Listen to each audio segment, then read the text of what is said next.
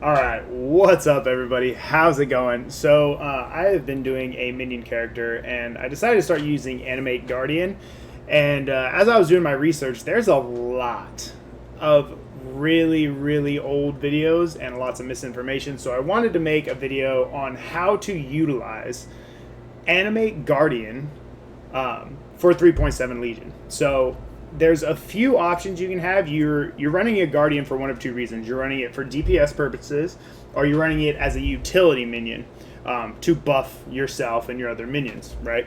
So, for those of you that don't know, Animate Guardian, I'll pull up the wiki for you guys. So here we go. So this is Animate Guardian, right?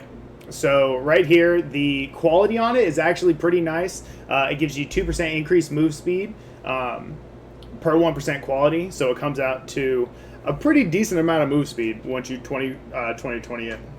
So leveling up increases the level of items that you can equip, and it's just an all-around extremely good utility minion, right? That's what I would recommend using it as, but we'll go over some options here in a second. So Guardians can only use helmets, body armor, gloves, boots, shields, and melee weapons. You can't put a bow or anything like that on it, right? The kicker to that is it consumes the item when it puts it on. So for any reason, if your Guardian dies, you lose all of those items, right? So think of a Guardian not like a minion, but as a separate character, as an ally, right? Because it can use items, it can use rare items, it can use anything. So you can equip and make your Guardian super powerful if you're using certain rare items or certain combinations of unique items. I wouldn't recommend the rare items because in the event that your Guardian does die, which is very hard to do once you have it equipped right, you lose all those items. So keep an eye out for that. You can do a two-handed weapon, you can dual wield one-handed weapons, which is really good if you're going for more of a DPS Guardian.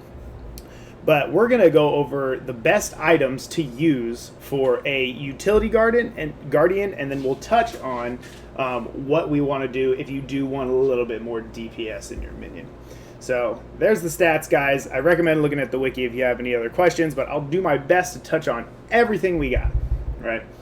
Okay, so when you're using your Guardian skill, right, the Guardian is extremely powerful, and if you're using it as a utility Guardian, you really only need 2 links, right? I'm running this in my gloves. You want Animate Guardian, and you want minion life, right? Because the whole point of it being a utility minion is to buff up, provide utility to you and your character. So you just want it to stay alive.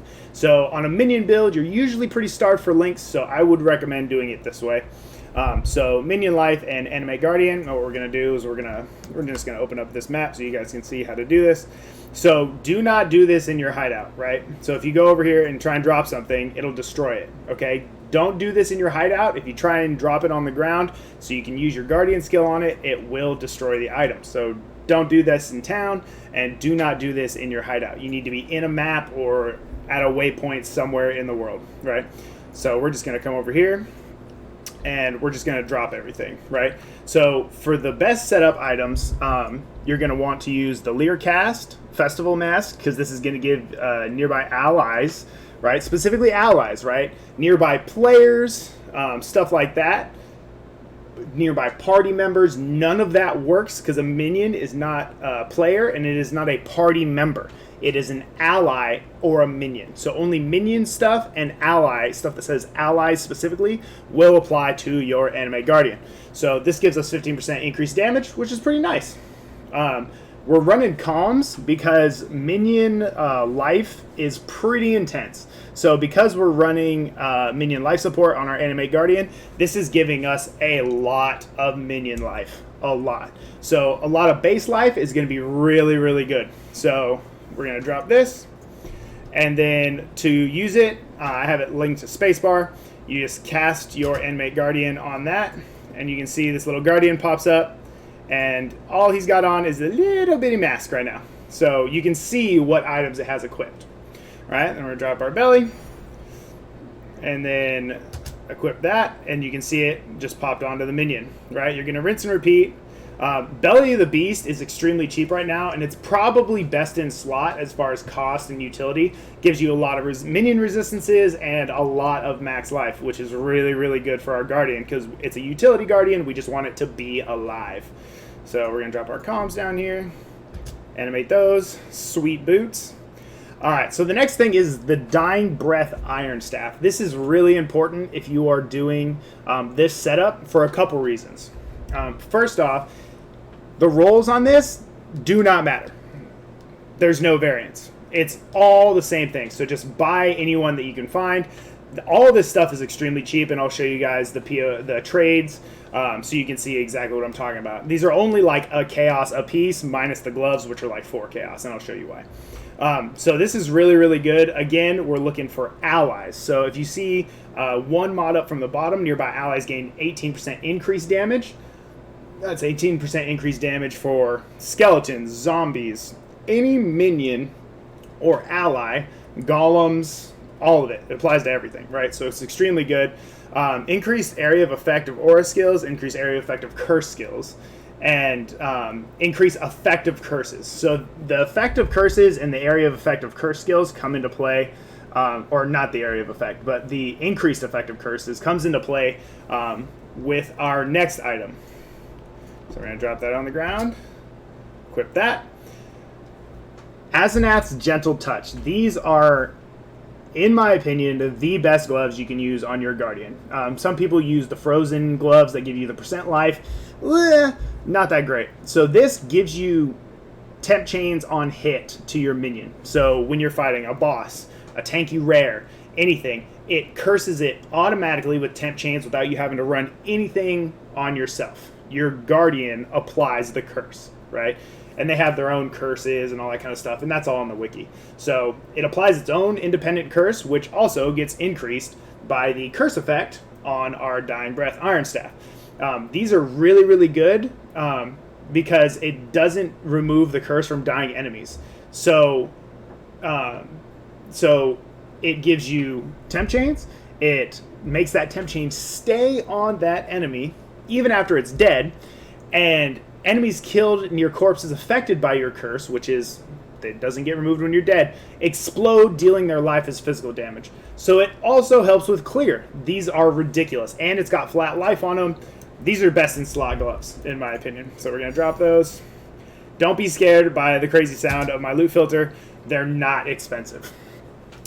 So that's the best setup as far as item goes on your Guardian. I've killed Shaper with this character. I'll be uploading the build video and all that kind of stuff. But the Shaper video, you can see this Guardian isn't even killable by Shaper. It eats multiple Shaper slams. It just runs around during the Shaper ball phase and does not die. This thing is ridiculous. And it ends up giving you 33% increased damage to your minions, right? So just so you can see how it kind of performs, we're going to run through a little bit of this real quick, so you can see what happens. So this is how you know your minions are being affected by the auras, right? So if I turn all my auras off, this is just a gee-whiz so you can check and see that it still works yourself. So I have no auras running right now, but my minions are still being affected by an aura. That's what that little tiny blue circle underneath is, right? So even if I summon skeletons, they have, the aura is being affected by them as well. So that's how you can tell and verify that it does indeed perform like this. Turn these back on. So this is a T15 map, just so you guys can kind of see a little bit of the survivability.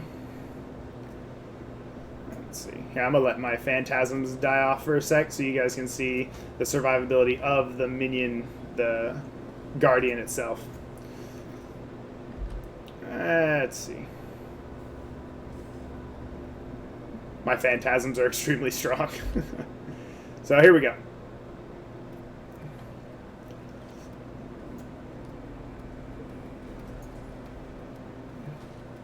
So you can see that curse, you see the corpse explosions. And again, this is not for damage. This is specifically a utility minion, right? This is on a 2-link. There's nothing going on here, but you can see that temp chain's coming off. And it's very, very nice, especially when you're bossing, right? So that is what I would recommend as Animate Guardian. If you guys have any questions, there are a few different setups. But let me show you the prices to get your Guardian set up this way, right? For those of you that are still hanging around. So, first off, we have our Asenath Gentle Touch. We're looking at 5C for these, but these are extremely strong. If you don't want to use these, I would recommend a pair of rare gloves with as much resistances as you can. But keep in mind, if for some reason it does die, you get hit with you run a Fizz Reflect map or something, you don't realize it, etc., just be careful. So this is the most expensive item at 5C. And we have our Belly of the Beast, which is only a C, a single Chaos. Calm's Roots, which are an Alk to a Chaos. Dying Breath Staff, same thing, Alk to a Chaos. And Leerkat Mask, Alk to a Chaos. So all of this stuff is extremely cheap. Now, if you want to go for a more damage-oriented Animate Guardian, you want to put it on a 5 or even a 6 link and just have souped up minion for whatever reason. If you want to swap out boots, I would recommend the Red Trail, because this is going to give your Guardian Frenzy Charge generation, which is pretty good. So I would recommend this, and then if you run a Victario's with that Necromantic Aegis, you can spread your... it's a way to generate Frenzy Charges for your minions, right? So I'd recommend these. These are really, really good because Frenzy Charges on minions are extremely strong.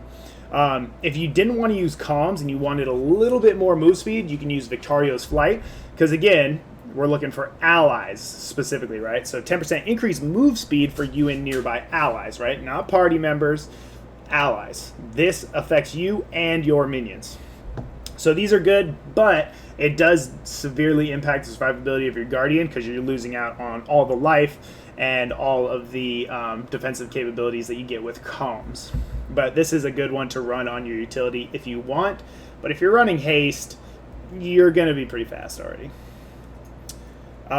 So another thing that you can do if you want to not use the Dying Breath Staff and you want damage, you can use a couple different things. Some of my favorites are going to be Claws, because I like Claws. If you want an extremely, extremely tanky minion to just get in the way, you can dual wield Advancing Fortresses, which is going to make your Guardian literally unkillable.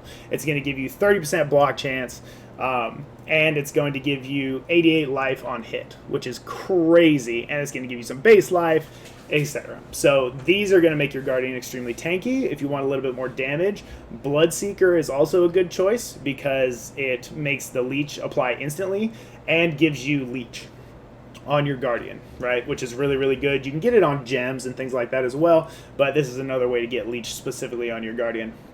Then if you want something a little bit more expensive, you can run Scourge Claws. Now, this is going to affect your minion exactly like it would you. So it's going to give your minion 140% damage if it's hit recently, right? Which is nuts.